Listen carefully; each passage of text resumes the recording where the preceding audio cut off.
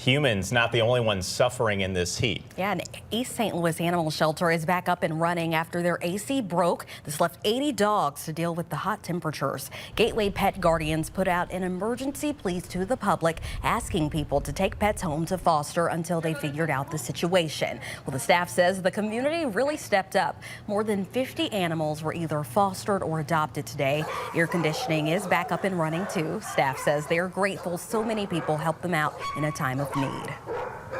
The animals that are still residing at the shelter are in a safe, cool spot.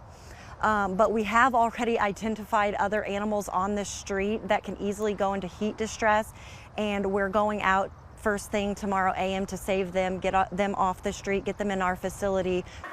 The animal shelter is still looking for people to foster and adopt animals. Adoption fees will be waived. You can find more information in the First Alert 4 News app. And